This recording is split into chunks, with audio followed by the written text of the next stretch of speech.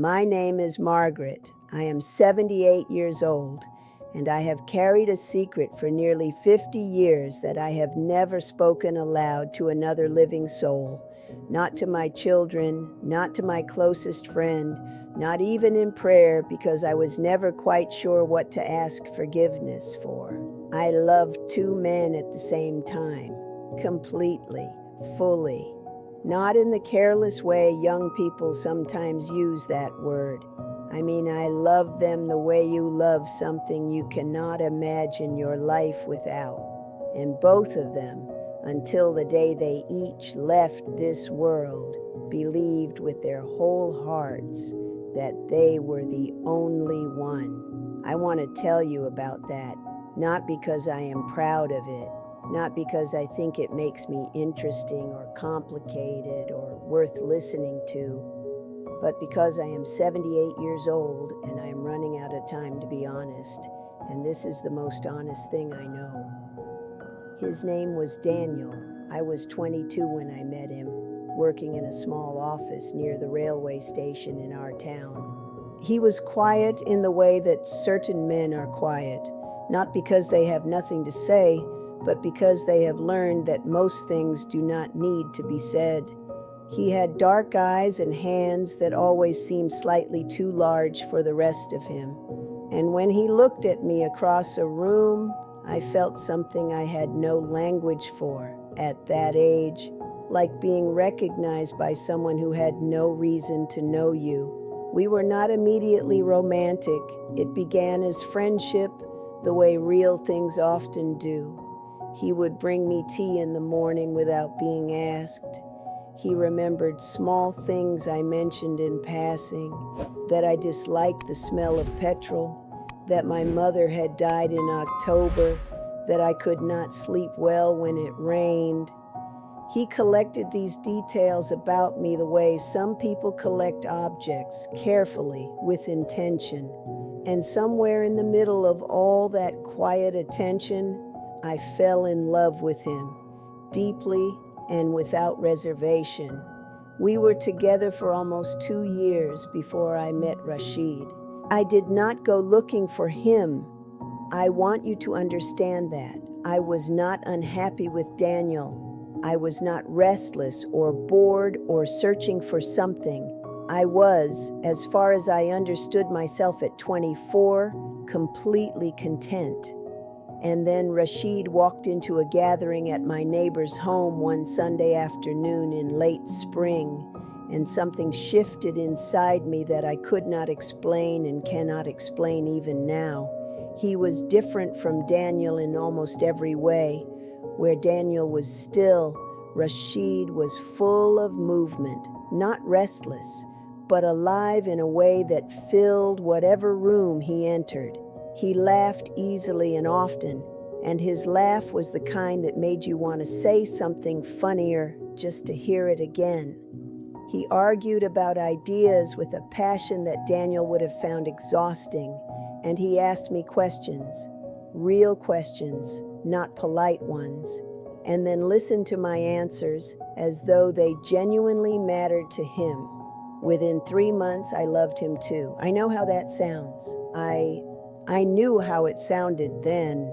I lay awake many nights in those early years trying to construct some explanation that would make me a decent person. That one feeling was deeper, that one was more real, that I was confused or young or simply foolish.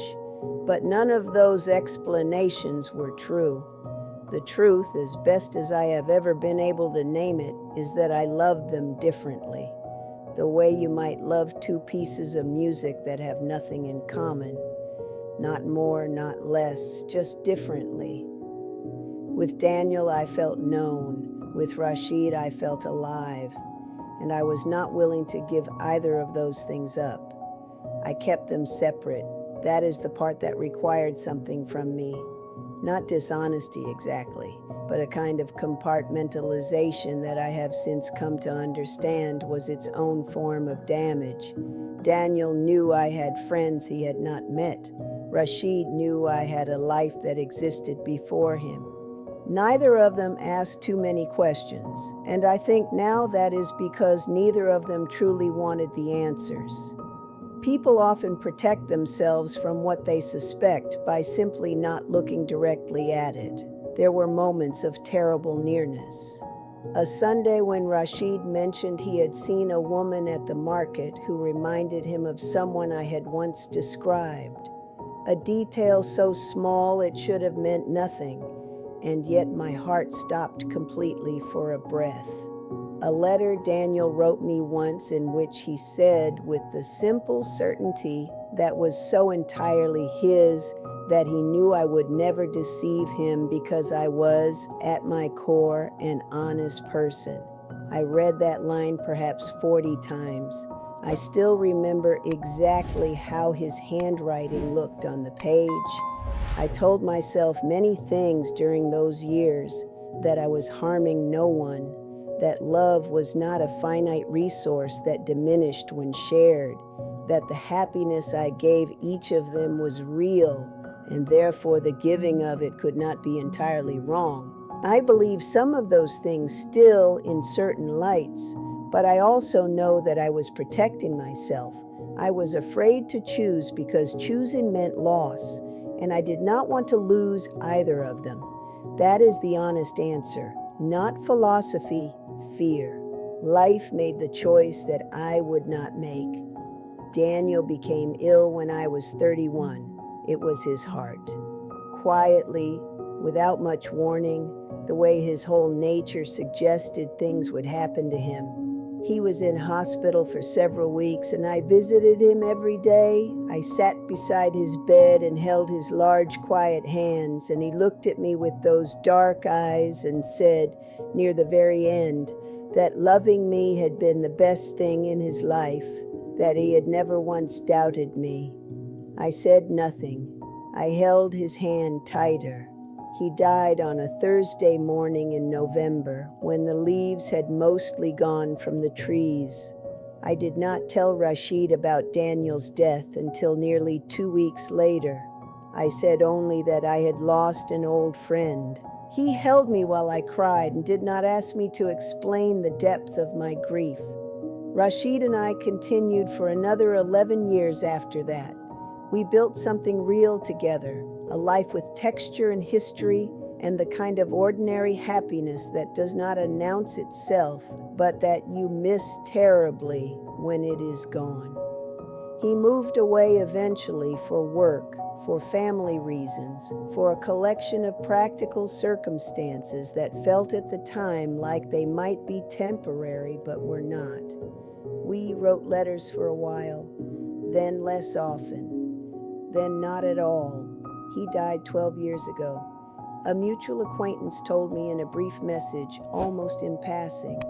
I sat in this same chair where I am sitting now, and I held my cold cup of tea, and I did not know whether I was allowed to grieve the way I felt I needed to.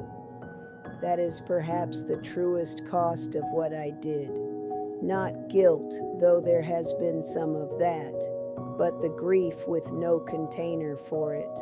Daniel died believing he was my only one, and so I could not mourn him as anything other than a friend. Rashid died not knowing that he shared my heart for years with a quiet man who brought me tea in the mornings, and so I could not explain to anyone the particular shape of what I had lost. I have grieved both of them privately, incompletely, in rooms where no one else could see. I am 78 years old, and I still do not know what to call what I did. I have turned it over in my hands for 50 years, the way you turn a stone, looking for the right angle, the one that makes it simple. It has never become simple. Some part of me believes that I love them both truly, and that there is no clean moral verdict on a true thing. Another part of me knows that I allowed two good men to build their understanding of themselves, partly on something that was not entirely real. Daniel believed he was fully known by me. Rashid believed he was fully chosen by me. I let them believe those things because I wanted to keep them, and wanting to keep someone is not the same as loving them well. If there is anything I would want a younger person to take from this, and I say this not as advice, but simply as the thing I know now that I did not know then, it is that love without courage is still love, but it is incomplete. I loved both of those men, I am certain of that, but I was never brave enough to stand in the open with either of them to say, "This is all of me," with nothing hidden.